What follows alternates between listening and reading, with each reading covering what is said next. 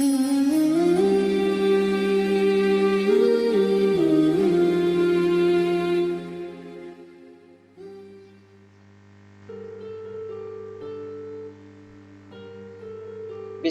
walhamdulillah wassalatu wassalamu ala rasulillah Sayyidina wa maulana Muhammad ibn Abdillah wa ala alihi wa sahbihi wa mawalah.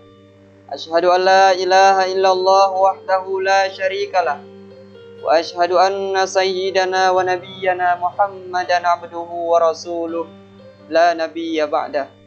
Allahumma rabbi syrah li sadri wa yassir li amri wahlul 'uqdatam min lisani yafqahu qawli. Shadaqallahul azim.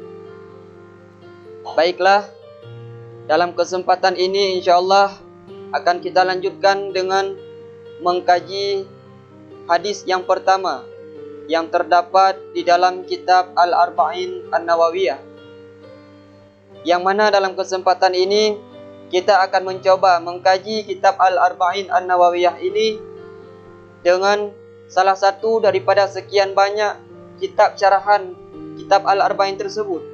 Banyak sekali para ulama mensyarah hadis-hadis dalam kitab Al-Arba'in karangan Imam Nawawi ini. Namun dalam kesempatan ini kita akan mencoba mengkajinya dengan kitab syarahan yang bernama Al-Fathul Mubin karangan Imam Ibnu Hajar Al-Haytami. Namun sebelum kita memasuki dalam syarahan yang panjang lebar, kita terlebih dahulu membaca matan hadis ini, selanjutnya memaknai hadis ini secara global, dan setelah ini baru kita masuki dalam syarahannya insyaallah. Langsung saja. Al-hadithul awwalu an Amiril Mu'minin Abi Hafsin Umar bin Al-Khattab radhiyallahu anhu qala sami'tu Rasulullah sallallahu alaihi wasallam yaqul innamal a'malu binniyat wa innamal likulli imri'in ma nawa faman kanat hijratuhu ila Allah wa rasulih fa hijratuhu ila Allah wa rasulih wa man kanat hijratuhu lidunya yusibuha aw imra'atin yankihuha fa hijratuhu ila ma hajara ilaihi. Rawahu Imam al-Muhadditsina Abu Abdullah Muhammad bin Ismail bin Ibrahim bin al-Mughirah bin Bardizbah al-Bukhari wa Abu al-Husain Muslim bin al-Hajjaj ibn Muslim al-Kushairi an-Naisaburi radhiyallahu anhuma fi sahihaihima alladzaini huma asahhul kutubil musannafati. Sekarang akan kita maknai hadis ini secara global.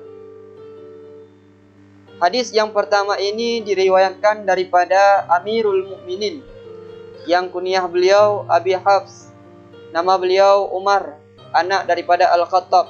Semoga Allah meridai beliau. Di mana Umar bin Khattab ini berkata, aku mendengar Rasulullah sallallahu alaihi wasallam bersabda, setiap perbuatan atau pekerjaan itu hanya saja diawali dengan niat, dan hanya saja bagi seseorang itu akan memperoleh hasil sesuai dengan apa yang ia niatkan. Maka barang siapa yang berhijrah kepada Allah dan Rasulnya, yakni tujuan berhijrah dengan berhijrah karena Allah dan Rasulnya, maka ia memperoleh pahala ataupun balasan hijrah kepada Allah dan Rasulnya. Dan barang siapa yang berhijrah untuk menggapai dunia, maka ia pun akan memperolehnya. Atau berhijrah karena seorang perempuan, maka ia pula akan dapat menikahi perempuan tersebut. Maka hijrah seseorang itu tergantung dan akan memperoleh hasil sesuai dengan apa yang ia niati. Hadis ini diriwayatkan oleh dua imam besar dari kalangan para muhaddisin, para ulama hadis, yaitu kunyah beliau Abu Abdullah, nama beliau Muhammad bin Ismail ibn Ibrahim ibn al-Mughirah ibn Bardizbah al-Bukhari, atau lebih dikenal beliau dengan sebutan Imam al-Bukhari. Dan yang kedua, periwayat hadis ini kunyah beliau Abul Husain, Nama beliau Muslim Ibn Hajjaj Ibn Muslim Al-Qushairi An-Naisaburi. Semoga Allah meridai keduanya, yaitu Imam Al-Bukhari dan Imam Muslim. Yang mana hadis ini tersebut di dalam dua kitab sahih keduanya, dalam Sahih Bukhari dan Sahih Muslim. Yang mana kitab Sahih Bukhari dan Sahih Muslim ini merupakan kitab yang paling sahih di antara sekian banyak kitab-kitab hadis yang pernah dikarang oleh para ulama. Jadi inilah makna hadis ini secara singkat, secara global. Maka sekarang agar lebih jelas makna hadis ini satu persatu, maka langsung saja kita masuki dalam syarahannya. Ibtada'a bihi ibtida'an bis salaf. Jadi Imam An-Nawawi memulai hadis yang pertama dari sekian banyak hadis yang terdapat di dalam kitab karangan beliau Al-Arba'in An-Nawawiyah. Beliau mulai hadis-hadis tersebut dengan hadis tentang niat. Hadis pertamanya tentang niat. Mengapa? Karena beliau mengikuti tradisi salaf. Salaf adalah mereka yang hidup di 3 abad pertama, sebagaimana sabda Rasul, khairul qurun qarni, tsummal ladzina yalunahu, tsummal ladzina yalunahu. Sebaik-baik kurun adalah ataupun abad-abadku, kata Rasul, kemudian abad setelah itu, dan kemudian 1 abad setelahnya lagi. Artinya 3 abad pertama itu adalah salafus salih, yang mana para salafus salih tersebut selalu memulai aktivitas mereka dengan hadis tentang niat, agar mereka lurus dalam setiap melakukan amal kebaikan. Dan peringatan buat para penuntut ilmu dan orang-orang yang melakukan ibadah, pekerjaan semuanya, agar mereka lebih mementingkan memperbaiki niat dan ikhlas dalam setiap amal ibadah kepada Allah Subhanahu wa taala. Kenapa? Karena niat yang ikhlas itu merupakan ruhnya ibadah dalam amalan, baik ibadah berupa salat atau ibadah-ibadah lainnya. Maka ikhlas adalah ruhnya. Sebagaimana kita bila tidak ada ruh, tidak mampu berjalan hidup dan sebagainya, begitu pula amalan. Amalan bila tidak ada niat yang ikhlas, maka amalan itu tidak ada maknanya sama sekali, menjadi haba'an mansura, bagaikan debu yang berterbangan, tidak punya makna dan arti.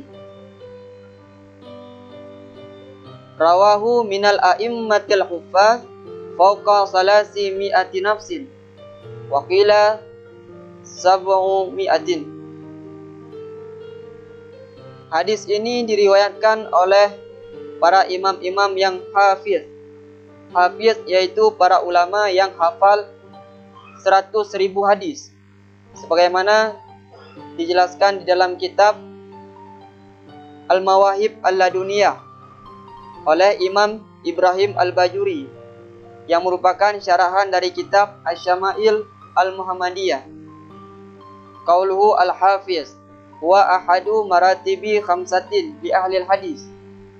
Jadi martabat dalam ilmu hadis itu ada 5. Yang pertama adalah awaluha talib, at-talib, wa huwal mubtadi, yang pertama baru terjun dalam ilmu hadis. Tsummal muhaddis, wa huwa man tahammala riwayatahu wa'tana bi dirayatihi. Orang yang pekerjaannya menerima hadis dan berkecimpung di dalam ilmu tentang hadis. Tsummal hafiz, kemudian yang ketiga, yang pertama at-talib, yang kedua al-muhaddis, yang ketiga al-hafiz. Tingkatan ketiga ini al-hafiz adalah wa huwa man hafidha mi'ata alfi hadisin matnan wa isnadan. Al-hafiz adalah ulama hadis yang telah menghafal 100.000 hadis, baik matan atau isnadnya. Tsummal hujjah, kemudian tingkatan yang keempat adalah al-hujjah. Makna al-hujjah wa huwa man hafidha salasa mi'ati alfi hadisin. Al-hujjah adalah ulama yang telah menghafal hadis 300.000 hadis.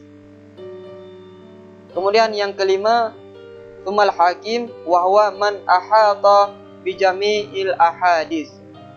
Tingkatan yang kelima dalam istilah hadis adalah Al-Hakim. Al-Hakim ini orang yang benar-benar telah menguasai secara menyeluruh ilmu hadis. Sempurna beliau mengetahui dan memiliki kemampuan dalam ilmu hadis. Itulah maksud dengan Al-Hafiz. Jadi hadis ini diriwayatkan oleh para imam-imam yang hafiz, yang jumlah mereka sangat banyak, lebih daripada 300 orang. Para Al-Hafiz yang meriwayatkan hadis ini, waqila sab'umi'ah, bahkan ada yang mengatakan sampai 700. Masya Allah, sangat banyak.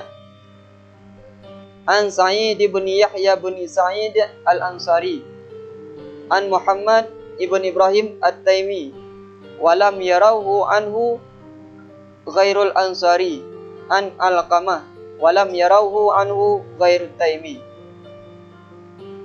Ini merupakan jalurnya hadis ini. Dari mana dinukil hadis ini? Maka untuk lebih jelasnya, marilah kita lihat apa yang telah saya catat. Yang pertama, hadis ini diriwayatkan daripada Sa'id bin Yahya bin Sa'id al-Ansari. Sa'id ini meriwayatkan hadis tentang niat ini daripada Muhammad bin Ibrahim at-Taimi. Muhammad bin Ibrahim at-Taimi meriwayatkan daripada Alqamah. Alqamah meriwayatkan daripada Umar bin Khattab. Dan Umar bin Khattab meriwayatkannya langsung daripada Rasulullah sallallahu alaihi wasallam. Jadi, dalam setiap tabaqat atau level yang meriwayatkan hadis ini cuma satu orang saja, tidak lebih. Misalkan dalam tabaqah yang pertama ini, Umar bin Khattab, tidak ada yang lain. Kemudian berikutnya Alqamah, hanya satu orang, tidak ada yang lain. Kemudian Muhammad bin Ibrahim, hanya satu, tidak ada yang lain. Kemudian Sa'id bin Yahya bin Sa'id al-Ansari, cuma satu, tidak ada yang lain. Adapun yang mengatakan tadi riwayatnya lebih dari 300, bahkan ada yang mengatakan sampai 700, itu di bawah Sa'id bin Yahya bin Sa'id al-Ansari ini. Ini lebih 300 dan sampai kadang-kadang yang mengatakan 700. Adapun sebelumnya dalam setiap tabaqah ini yang meriwayatkan hadis innamal a'malu binniyat hanya seorang-seorang saja. Sehingga disebut nanti dengan istilah hadisun gharib, hadis yang cuma periwayatnya satu. Sekarang kita lanjutkan. An Amiril Mukminin walam yarauhu anhu ghairu Alqamah. Sebagaimana telah kita jelaskan tadi, bahwa yang meriwayatkan hadis ini daripada Sayyidina Umar tidak ada yang lain, hanya seorang saja, yaitu Alqamah. Wa huwa awwalu man summiya bihi minal khulafa. Sayyidina Umar merupakan khalifah pertama yang digelar dengan Amirul Mukminin, pimpinannya orang-orang beriman. Kenapa diberi gelar semacam itu? Listisqalihim khalifati Rasulullah sallallahu alaihi wasallam. Karena Sayyidina Umar ini menjadi khalifati Rasulullah. Double khalifahnya dua kali. Beliau menjadi pengganti dari pengganti Rasulullah sebelumnya. Rasulullah wafat, digantikan oleh Abu Bakar. Abu Bakar As-Siddiq wafat, digantikan oleh Umar bin Khattab. Sama dengan Umar bin Khattab ini menjadi pengganti dari pengganti Rasulullah sebelumnya. Jadi penggantinya dua kali. Maka daripada panjang sebutannya, lebih baik diringkas, dijadikan gelarnya Amirul Mukminin. La mutlakan, bukan secara mutlak. Fakat summiya bihi Abdullah bin Jahshin radhiyallahu ta'ala anhu hina amarahun nabiyyu sallallahu alaihi wasallam ala sariyatil lati arsalaha awwala maqdamihil Madinah. Jadi sebelum Sayyidina Umar telah ada yang diberi gelar oleh Rasulullah sallallahu alaihi wasallam sebagai Amirul Mukminin, yaitu Abdullah bin Jahshin, ketika Rasulullah memerintahkannya untuk menjadi panglima perang yang dikirim pada saat itu pada permulaan Rasulullah datang ke Madinah. Wa fiha unzilat, dan pada saat itu pula diturunkan ayat yas'alunaka 'anis syahril harami qitalin fi al-ayatain. Kemudian Abi Hafsin Umar bin al-Khattab Ibn Nufail Ibn Abdul Uzza Al-Adawi Al-Quraisy. Nama beliau Umar bin Khattab bin Nufail bin Abdul Uzza Al-Adawi Al-Quraisy. Yajtami'u ma'an Nabi sallallahu alaihi wasallam fi Ka'b bin Lu'ay.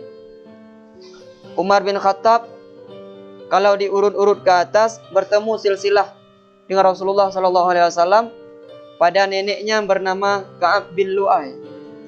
Kanahun Nabi sallallahu alaihi wasallam bi Abi Hafsin wa huwa lugatan al-Asad. Rasulullah memberi kunyah kepada Umar bin Khattab berupa Abi Hafsin.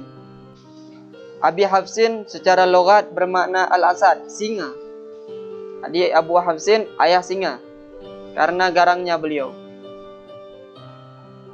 Walaqabahu bil Faruq li furqanihi bainal haqqi wal batil bi islamihi. Dan Rasulullah sallallahu alaihi wasallam juga memberi lakab kepada Umar bin Khattab yaitu Al-Faruq, sang pembeda antara kebenaran dan kebatilan. Id amrul muslimina qablahu kana ala ghayatin minal khafa wa ba'dahu ala ghayatin minat tuhur. Kenapa diberikan lakab semacam itu kepada Sayyidina Umar oleh Rasulullah? Karena dengan berkat Sayyidina Umar masuk Islam, Islam yang tadinya tersembunyi, orang-orang yang masuk Islam ketakutan sehingga mereka menyembunyikan keislamannya.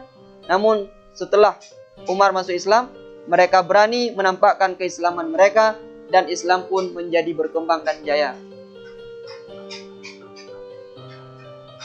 Aslama ba'da arba'ina rajulan wa ihda asyrata imra'atan sanah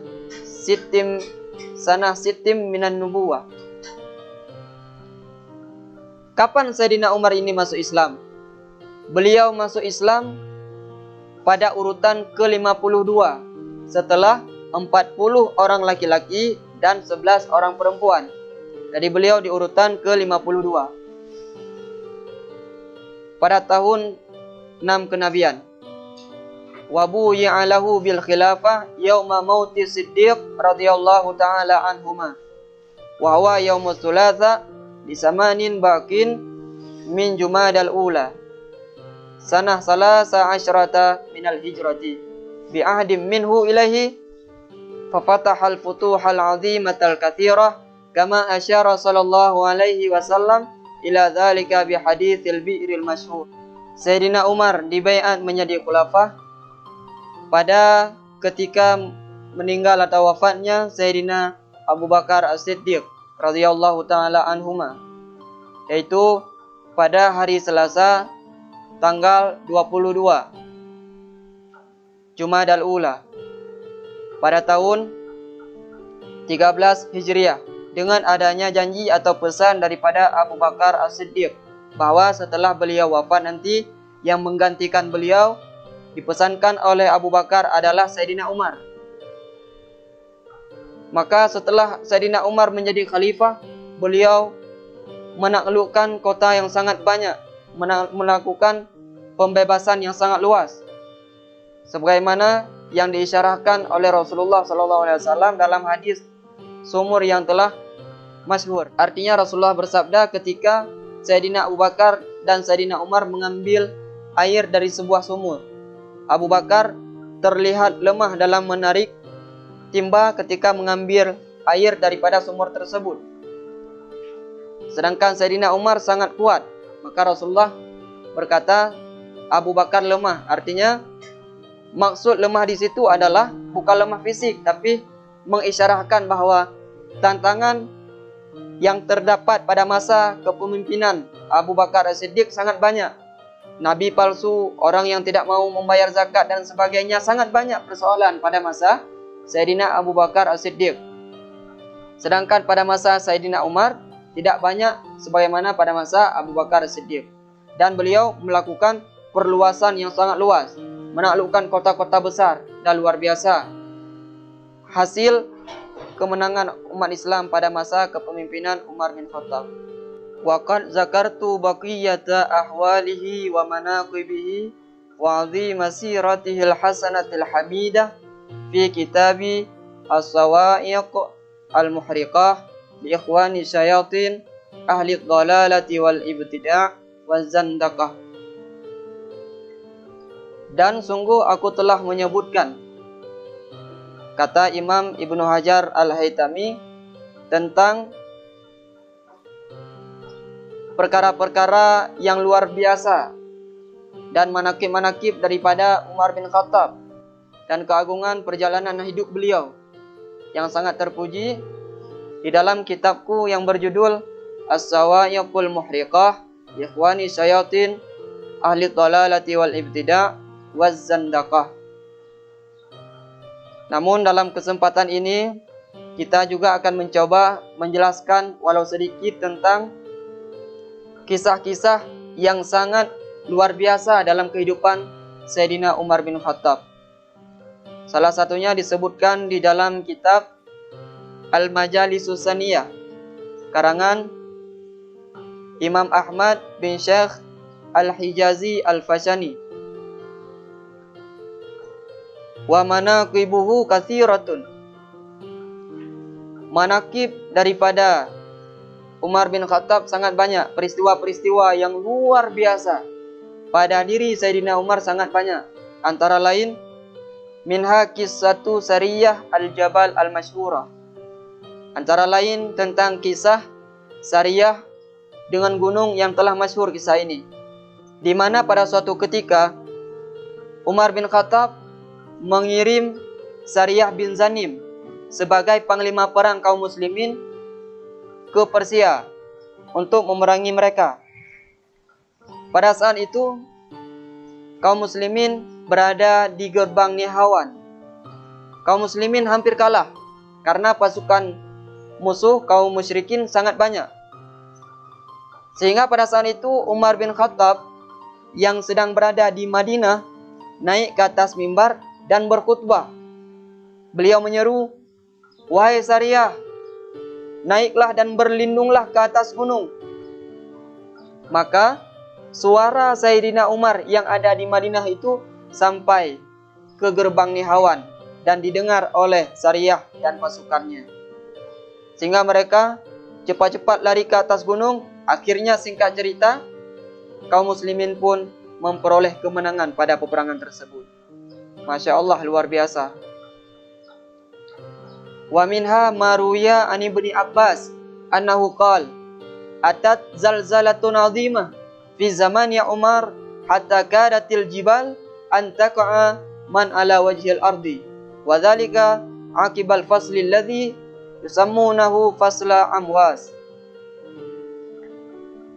Dan kisah selanjutnya tentang peristiwa luar biasa pada Sayyidina Umar diriwayatkan daripada Ibnu Abbas.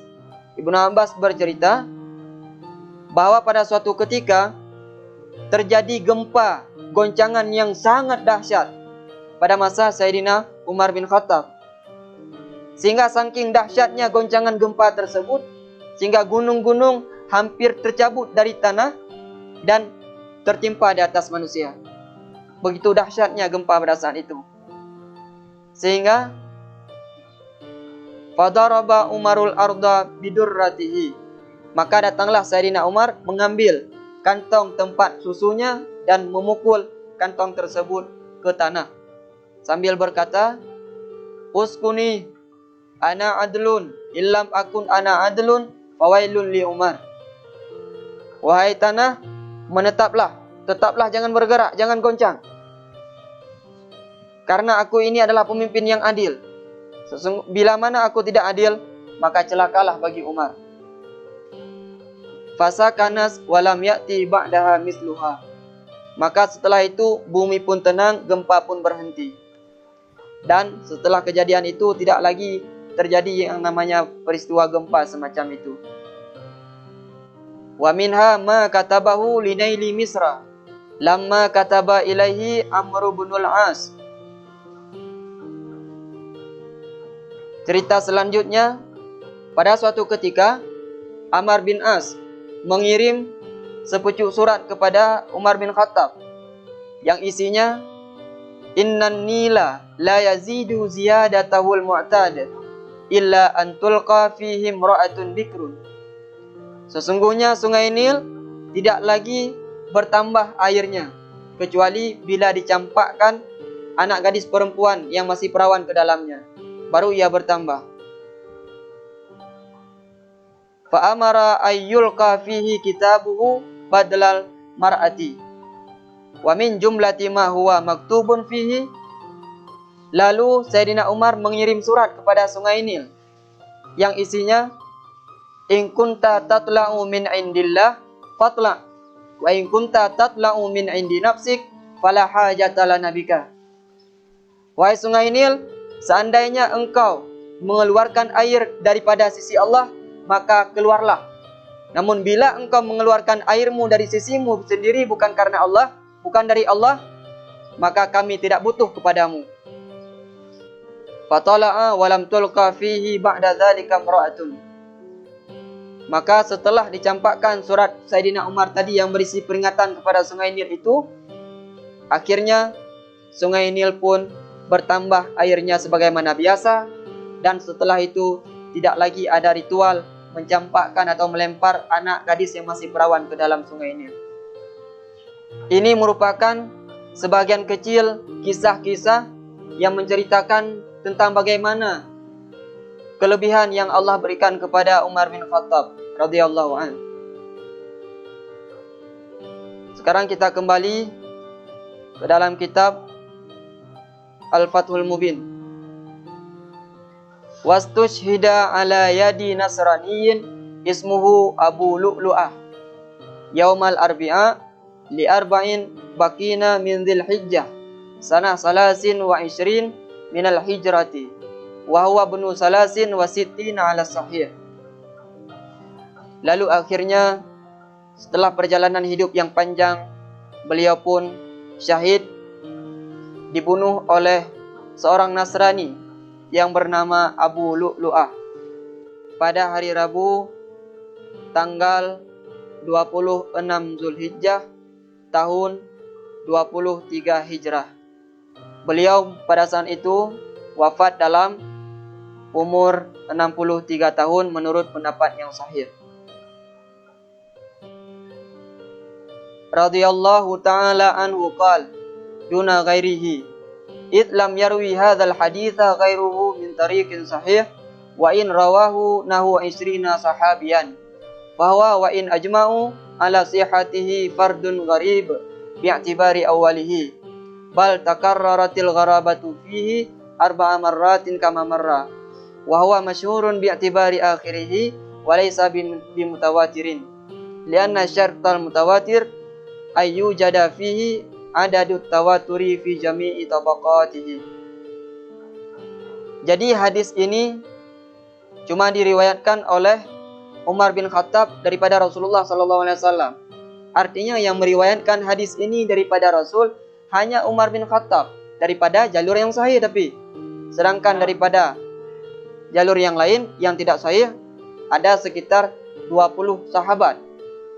Maka oleh karena demikian, hadis ini walaupun telah diijma' oleh para ulama tentang kesahihannya, namun tetap berada pada posisi fardun gharib.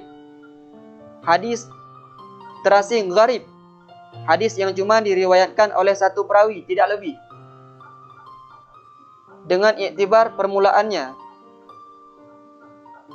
Bahkan gharabah tersebut diulang 4 kali sebagaimana yang telah kita jelaskan tadi.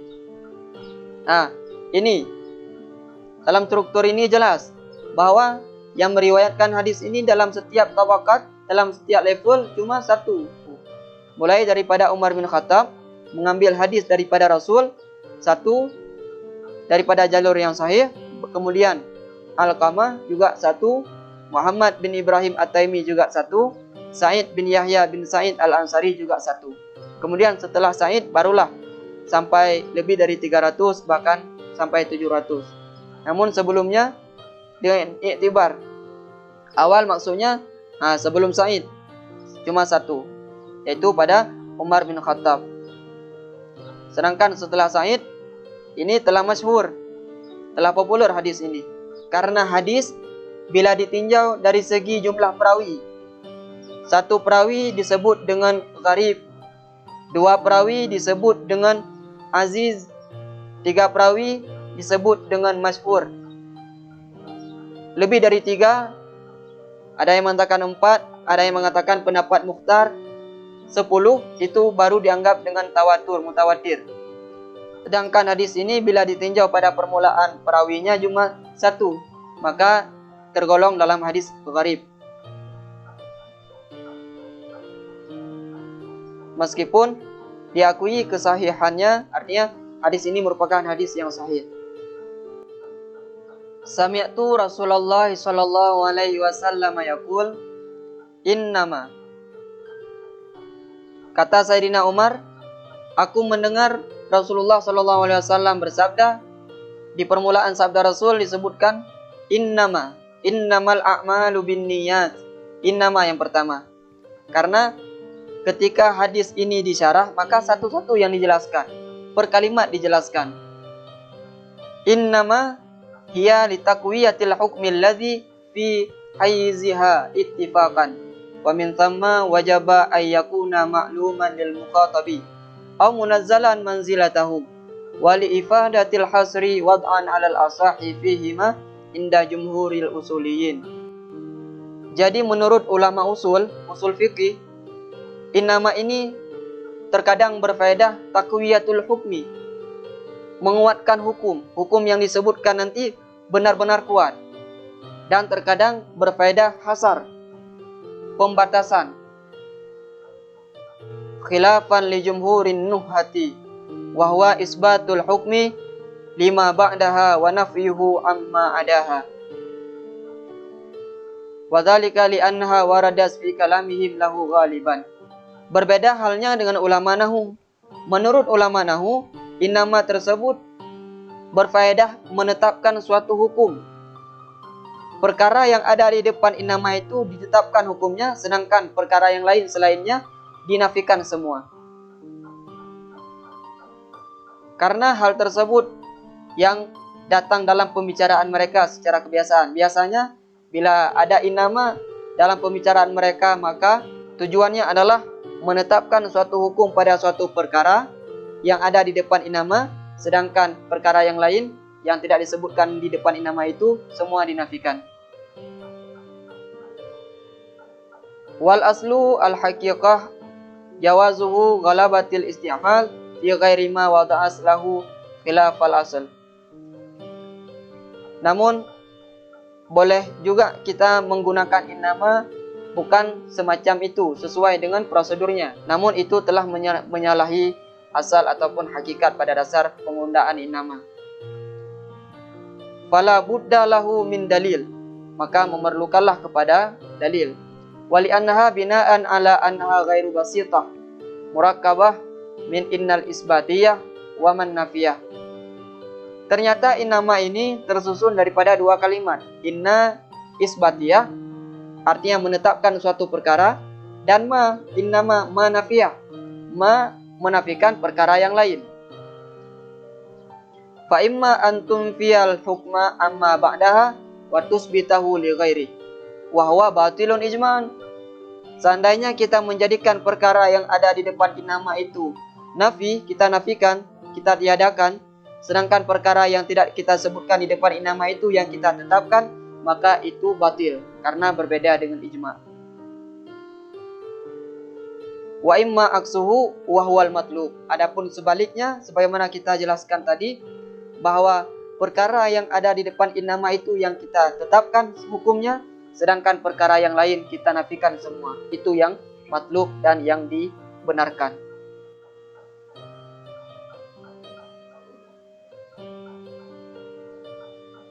Fa in qulna bi basatatiha ta'ayyanal awwalu wa wuruduha li ghairil hasri nadirun Ada pula yang mengatakan innama ini digunakan bukan untuk hasar, bukan untuk pembatasan, namun ini sangat jarang penggunaannya. Ala annal hasra imma hakikiyun nahu innama ilahukumullah wa imma idhafiyun nahu innamallahu ilahu wahid. Kemudian innama digunakan sebagai hasar, pembatasan, adakala secara hakiki atau secara idhafi. Secara hakiki memang benar-benar pembatasan. Seperti firman Allah, innama ilahukumullah. Innama di sini hanya saja Tuhan kalian hanya Allah. Benar-benar yang hanya ada Tuhan cuma Allah. Itu namanya hasar hakiki dengan innama. Sedangkan innama hasar berupa idhafi, contohnya innamallahu ilahu wahid. Ini hanya sebagai hasar idhafi, artinya pembatasan tambahan. Karena sifat Allah bukan cuma wahid, sangat banyak sifat Allah. Karim, azim, dan sebagainya. Ini bukan cuma wahid besar. Lianna sifatahu ta'ala la tanhasir fi zalik. Sebagaimana telah disebutkan tadi, bahwa sifat Allah bukan cuma wahid. Tujuan disebutkan wahid di sini untuk apa?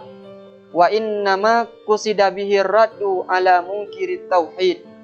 Tujuan disebutkan wahid di sini bukan dengan sifat yang lain, adalah untuk menolak, menentang orang-orang yang mengingkari tauhid. Wa minhu innamar riba fin nasi'ah. Begitu pula contoh disebutkan innamar riba fin nasi'ah. Hanya saja riba itu hanya pada nasi'ah. Nasi'ah itu membayar lebih karena lebihnya waktu yang ditangguhkan. Bal fahima minhu Ibnu Abbas radhiyallahu taala anhuma al-hasra al-haqiqi fakusira riba alaihi.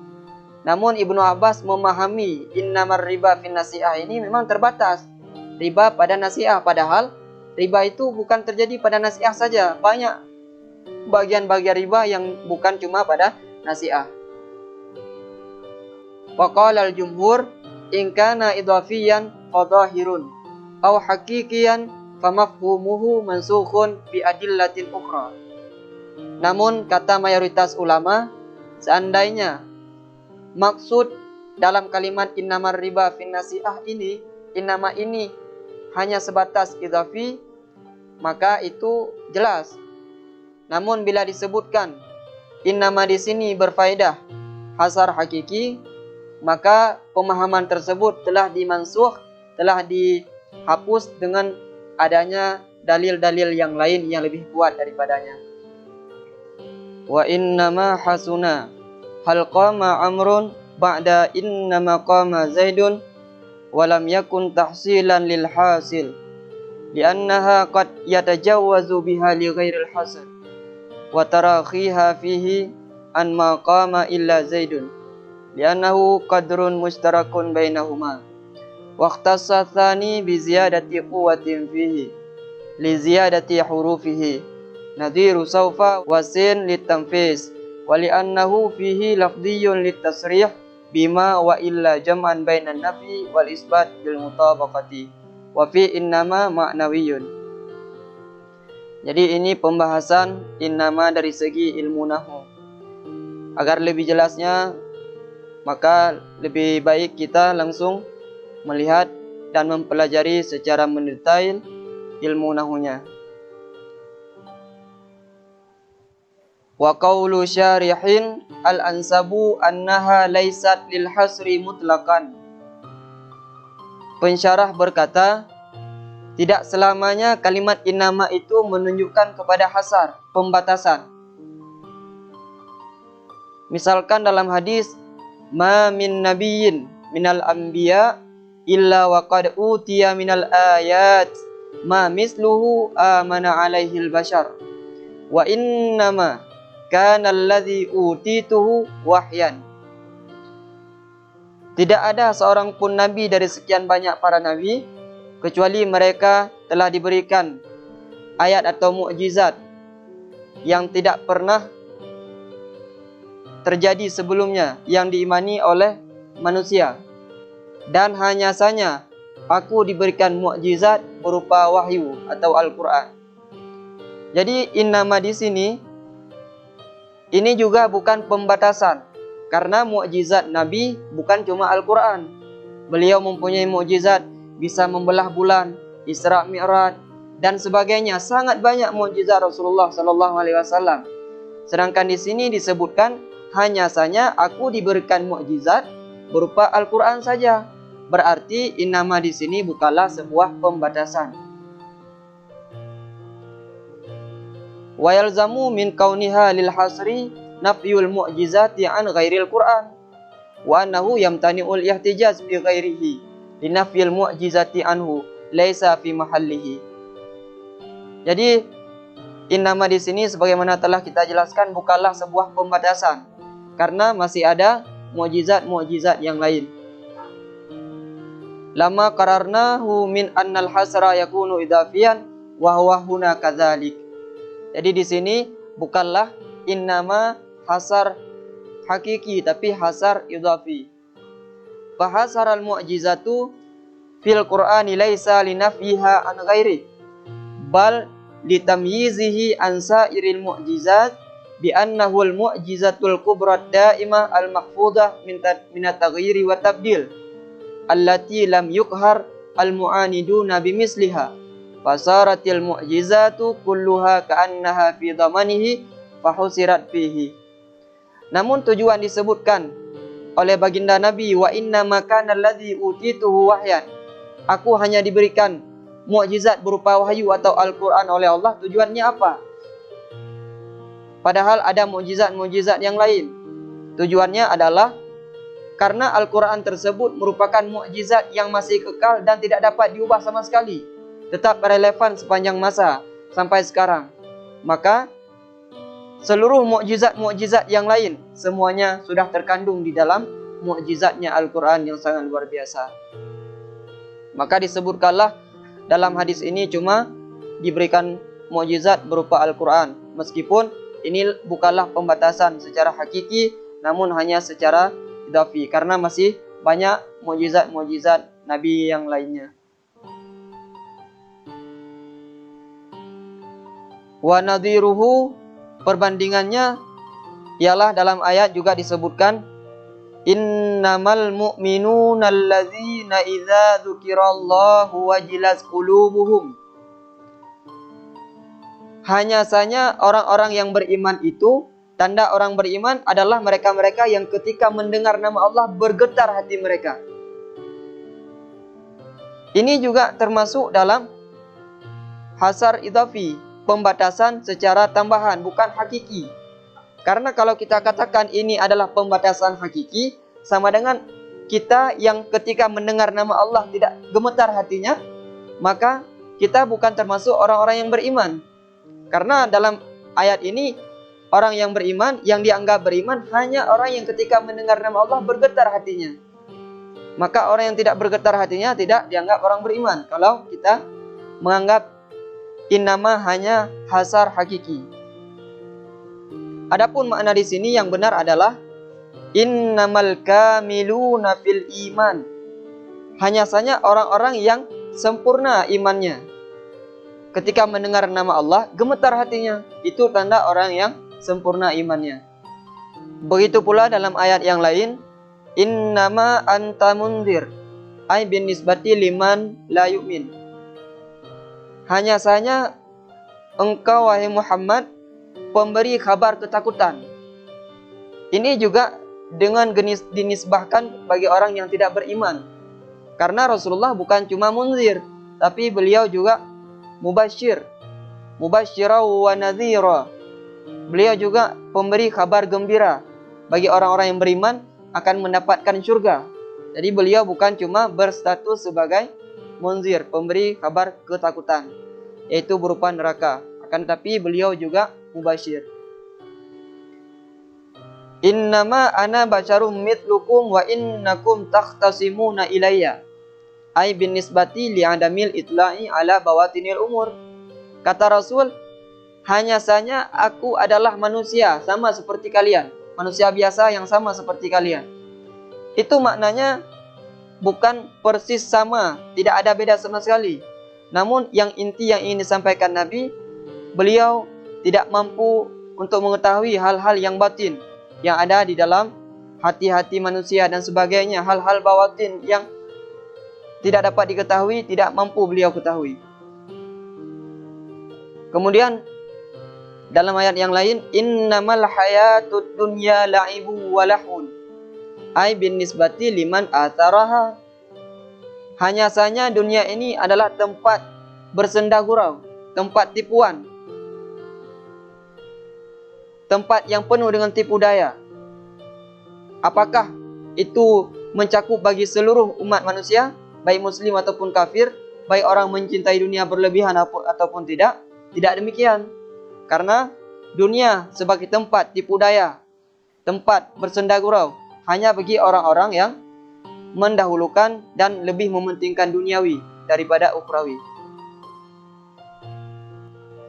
Wal muhakkam fi dzalikal qara'in wa siyaq, fahaitsu ayyanal hasra fi syai'in mahsus fahuwa idhafiyun wa illa fahuwa haqiqiyun. Jadi innama ada dua pemakaian, ada yang digunakan sebagai pembatasan hakiki, ada pula pembatasan idhafi atau tambahan.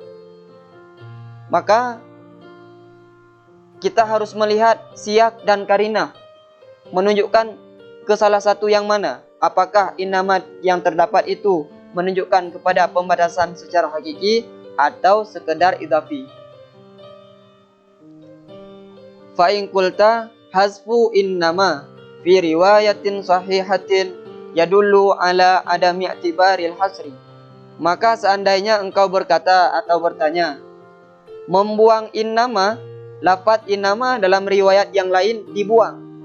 Kalau di sini disebutkan innamal a'malu binniyat, ada pula riwayat sahih yang lain dibuang innamanya, al a'malu binniyat, tidak ada innama.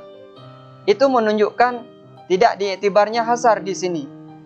Hasar atau innama yang ada di sini tidak ditinjau, tidak dipakai, tidak digunakan. Qultu, maka aku menjawab, mamnu'. Tidak boleh seperti itu. Kenapa? Lianna riwayata dzikriha fiha ziyadah wa ziyadatu thiqah maqbulah. Karena riwayat yang menyebutkan innama itu hanya ziyadah, ditambahkan. Adapun ziyadah ini thiqah, dapat dipercaya, dapat dijadikan pegangan. Maka ziyadah yang thiqah itu maqbulah, dapat diterima. Kemudian selesai innama, kita masuki dalam syarahan al-a'mal. Innamal a'mal. Setelah innama, al-a'mal. Al-a'mal itu apa? Hiya harakatul badan, fatadkhulu fihal aqwal. Amalan adalah rutinitas. Rutinitas kita itu disebut dengan amal, pekerjaan. Maka termasuk pula dalam amalan yaitu aqwal, ucapan. Wa yatajawazu biha an harakatin nafsi wa athariha 'alal af'al li'alla tatanawalu af'alal qulub wa hiya la tahtaju li niyatin kama ya'ti.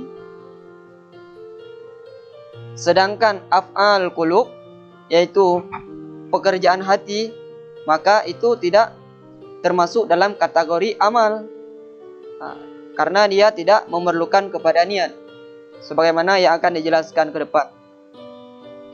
Wal al fiha lil ahdi zihni ay ghairu adiyah li'adami tawaqqufi sihhatiha ala niyah au lil istighraq wa huwa ma hukiya an jumhuril mutaqaddimin.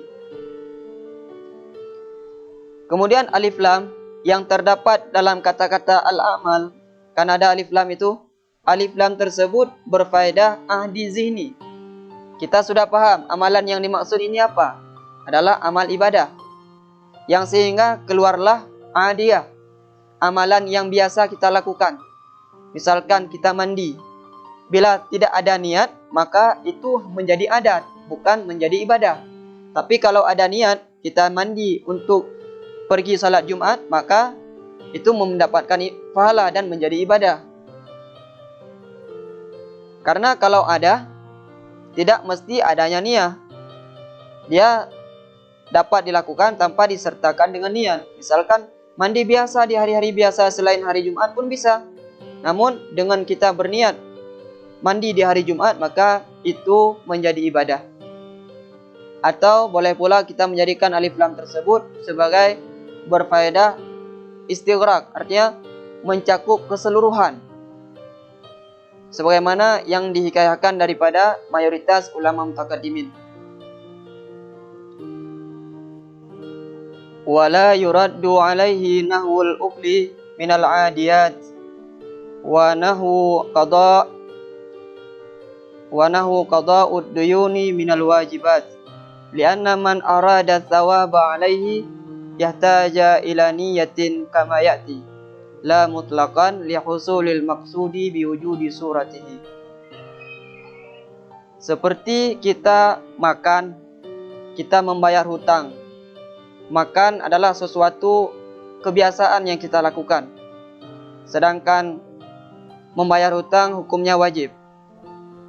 Dua contoh ini, bila kita ingin melakukannya dan mendapatkan pahala dari pekerjaan tersebut, maka kita memerlukan kepada niat. Kita berniat makan itu untuk dapat beribadah kepada Allah Subhanahu wa taala, agar ada kekuatan untuk menolong agama Allah Subhanahu wa taala. Itu mempunyai ibadah. Itu bernilai ibadah dan mendapat pahala di sisi Allah Subhanahu wa taala. Kemudian bin niyat. Kita baca an-niyat bitasdid dengan tasdid. An-niyat berbeda dengan bahasa Indonesia niat. Min nawa diambil dari kata-kata nawa yang bermakna qasada, tujuan. Fasluniyah niyyah. Dasar kalimat niat diambil dari kata dasarnya niyyah. Tsumma u'illat kasaidah. Kemudian diilat, diubah menjadi sama seperti saidah, sehingga menjadi niyah. Waqila bitakfif. Ada pula yang mengatakan dibaca dengan takfif, bukan tasdid, tidak bertasdid. Bukan an-niyas tapi an-niyah.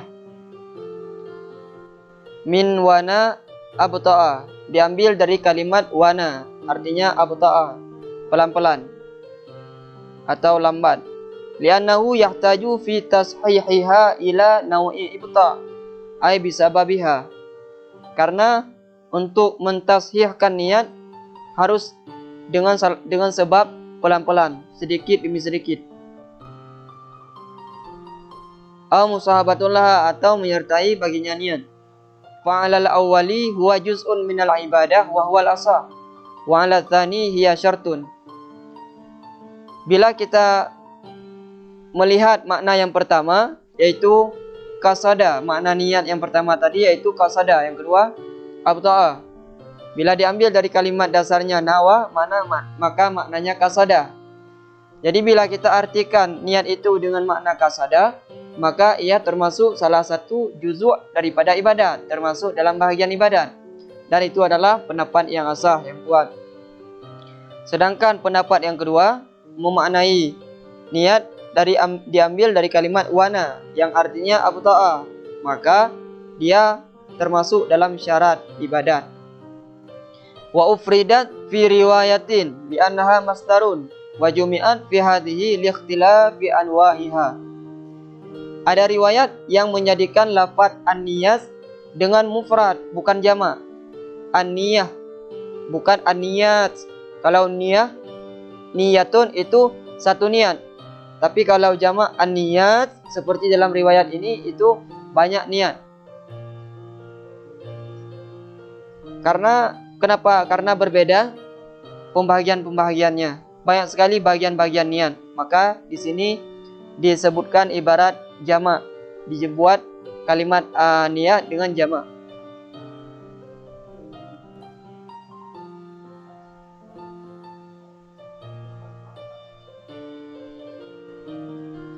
Wahya lughatan al-qasdu ay azmul qalbi wa syar'an qasduhu al-muqtarin bil fi'li ay illa fi shaumi wa nahwi zakah lil usri fahuwa mahalluha lakin yusannu musa'adatul lisani lahu. Kemudian akan dijelaskan makna atau arti daripada niat tersebut. Niat secara logat, secara bahasa etimologi adalah al-qasdu, tujuan. Artinya apa? Azmul qalbi, tekad bulat dalam hati.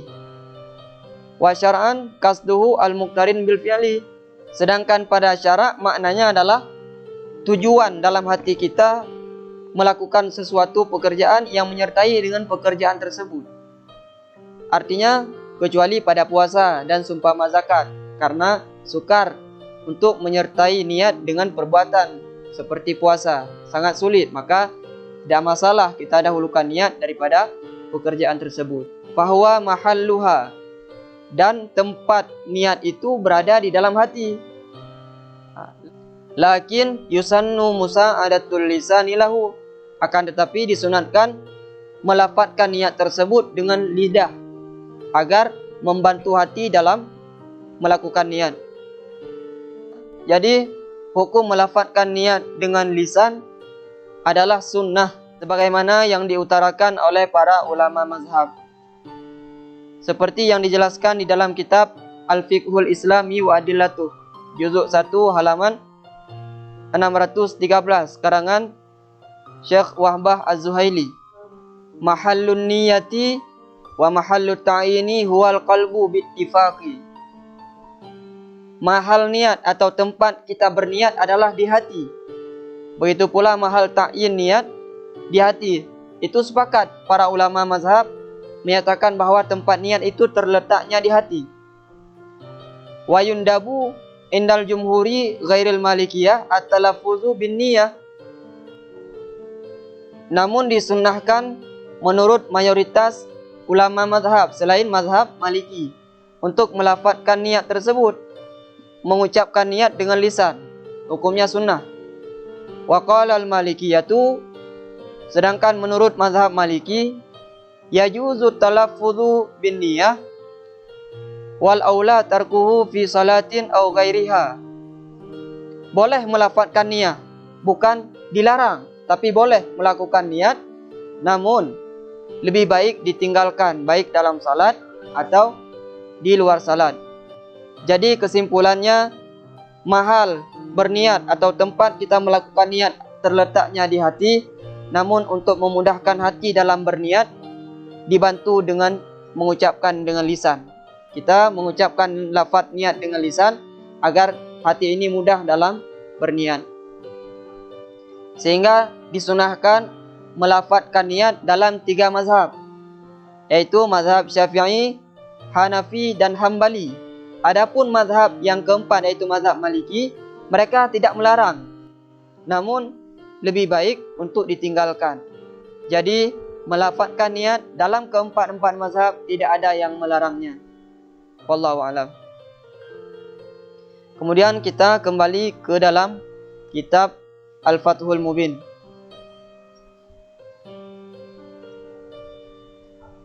Waqila mahalluhat dimag. Ada pula yang mengatakan tempat niat bukan di hati tapi di otak, di kepala. Warudda bi anna hadza la majala lirra'i fihi bal yatawaqqafu ala sam'i. Namun pendapat semacam itu ditolak. Kenapa? Karena tidak ada domain akal untuk menentukan tempat niat itu di mana, melainkan semuanya ditentukan oleh dalil sam'i yang kita dengar daripada Al-Quran dan hadis. Wal adillatu sam'iyatu dallatun alal awal.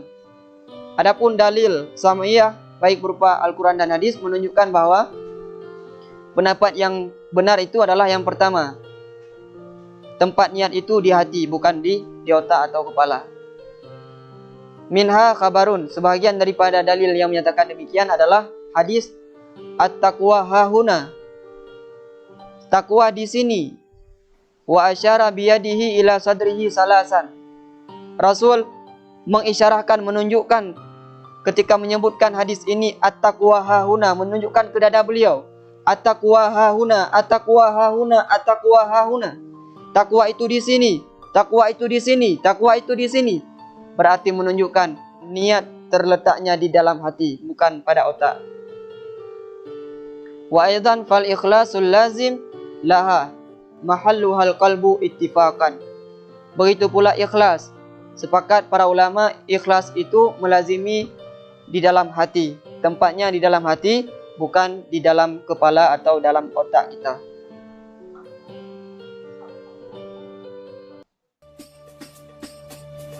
Rabbi khalaqtaha min nur, fihi ihtiram, fihi tiram, nadahu aqbil ya muhtar, antal amin, antal